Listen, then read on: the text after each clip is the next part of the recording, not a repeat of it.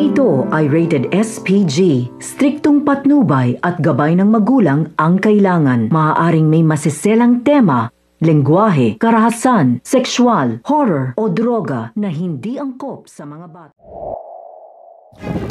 Sa tagumpay na pag-oopera sa Conjoined Twin, bidang-bida na nga ang East Ridge, kaya lubos na nagpapasalamat itong si Doc Benitez kay Annalyn dahil isa siya sa nag-opera sa Conjoined Twin.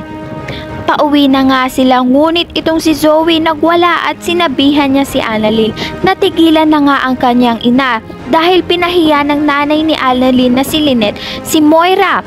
Ang sagot nga ni Annalyn ay nararamdaman na nga niya ang nararamdaman nila noon nung sila ay ang inaapi nila Zoe at Moira. Kaya naman nagpang-abot na silang dalawa. Sa kabilang banda naman, na-upload na nga ang kahihiyan nito ni Moira sa social media. At ano kaya ang reaksyon ni Doc Tanyag kapag siya mismo ang nakanood nito? Unti-unti na ngang bumabaliktad ang mundo nito ni Moira. Paano pa kaya kapag lumabas ang katotohanan na siya ang masama at siya ang nagtulak kay Doc Tanyag sa hagdan? Pati na rin sa paniniwala na anak niyang tunay itong si Zoe. Ayan ang pakatutukan natin sa Abot Kamay na Pangarap.